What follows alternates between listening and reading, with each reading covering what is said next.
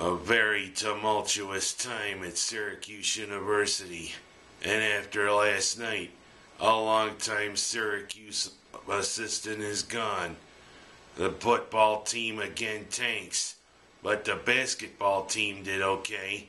Plus also, Buffalo, what's going on with Steve Johnson? Was that tasteless or what?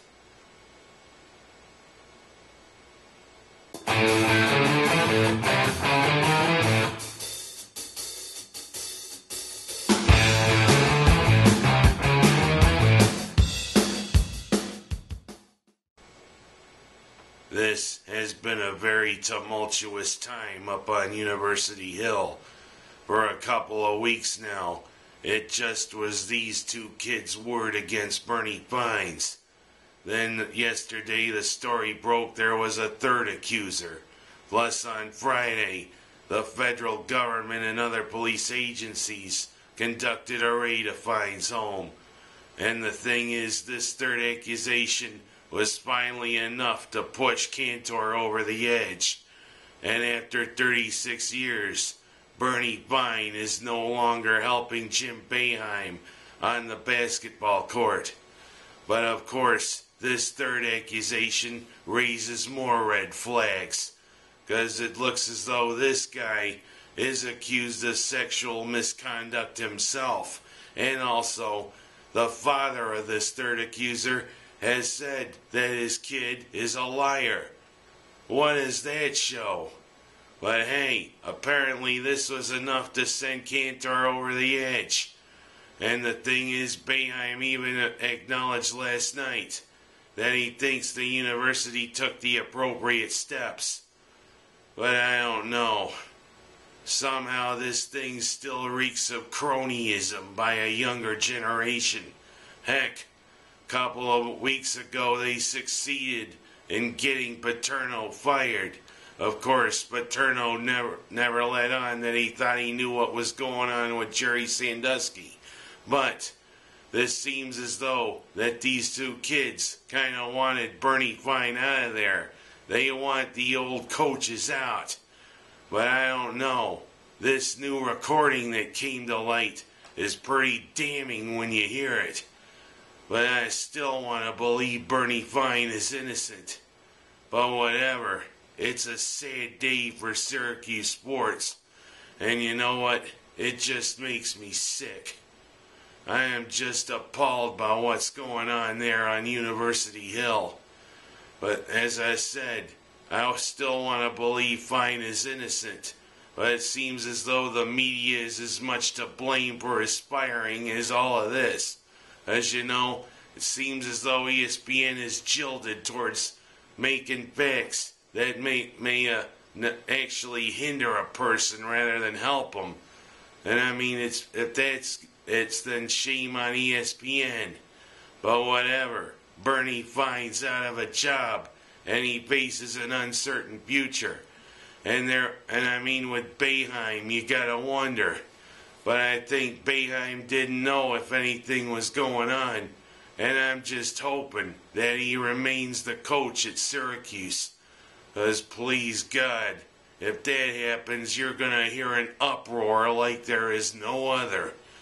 I just hope Boeheim can stay the coach. It looks as though he didn't know anything was going on. He just stood behind his friend. I stood behind Fine. But you can draw your own conclusions. The only good thing that came from this week from Syracuse was the play of the basketball team in the preseason NIT. Two big clutch wins. One over Virginia Tech in the semifinals, and another one where they were in danger of going down to Stanford, and then they toughened up right at the end. A clutch 69-63 win over Stanford to win the preseason NIT. But of course, there's the football team again. They again tanked it against Cincinnati. 4 weeks ago, they had their destiny right before them. Now you know what their destiny might be? Not going to a bowl game. And you know what this swoon may signal? Because look what happened to Ron Zook at Illinois. Started 6-0, finished 6-6, and he got fired. It's long swoons like this that get coaches fired. You gotta wonder, is Doug Marrone's job in jeopardy?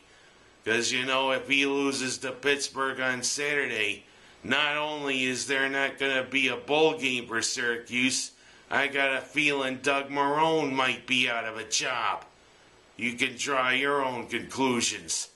But this is a really troubling time for Cuse fans. And you know what?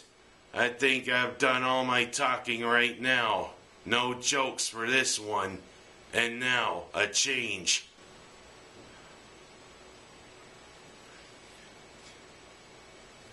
Well, ta-da, I waved the wand, here I am again, back in the Bills garb. But the last few weeks, the Bills haven't been worth talking much about. Mainly because the last two games, it was over by halftime. But this time, Buffalo actually played with a little pride. They actually showed a little something. Even if their best star had gone down with a season-ending injury. C.J. Spiller. It was now his time to show that he was worth that number one pick. But you know what? He didn't really show much. Only 19 carries for 55 yards. But he's got to do more if he is to show that he was worth that number one pick. But the main thing about this Bills game was about Steve Johnson. And the tasteless celebration he made after he made that catch to bring Buffalo to 14-7. Well, after he made his slant touchdown catch, he decided to mock Plaxico Burress in his touchdown celebration. But it was a stupid thing to do. First, it showed that Johnson is more a showboat rather than a team player. Because look what it did. It got him a 15-yard penalty. And on the ensuing kickoff, Raymer, while apparently trying to kick off, apparently really squibbed the kick. And you know what? Just like that, the Jets tied it back up. And of course, Johnson, later in the game, on a drive that could win it for the Bills, he dropped a pass that looked like it was going for the end zone, reminiscent of almost exactly 1 year ago when he dropped that pass in overtime that could have won the game for Buffalo against Pittsburgh, and then later on, missing another catch. And Merrill Hodge of ESPN said it best this morning. This is a player that isn't really a team player. He's more focused on being a showboat with that tasteless thing of mocking Burress. The NFL's going to come down hard on him for that. Plus also, dropping balls like that, especially on that pass that looked like he was headed for the end zone after he caught it, that shows a lack of focus. And you know what? If Chan Gailey and Buddy Nix were smart, and he's in contract negotiations this year, they might just say to Johnson, we're not going to offer you another contract. Because you know what? You need to shape up, young man. This isn't the first time you've called attention to yourself in a way.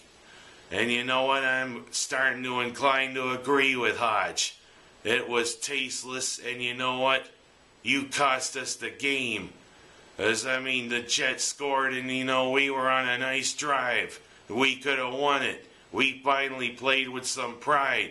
But instead, it looks like for the 12th consecutive year, there's no playoffs for the Bills. We dropped to 5-6 with a 28-24 loss to our arch rivals, the Jets. And I just wonder what Rex Ryan did to put his foot in his mouth again. As, hey, you see what the league did to him when he swore at a fan. But apparently he didn't swear in the press conference. But I'd just like to buy some duct tape and duct tape Rex Ryan's lips shut one of these days. And Buffalo goes home next week finally to take on Tennessee. But Tennessee's a pretty good team with Matt Hasselbeck leading them. But Buffalo, it looks as though the wheels came off on their season. Looks like a 12th straight year no playoffs, Bills fans.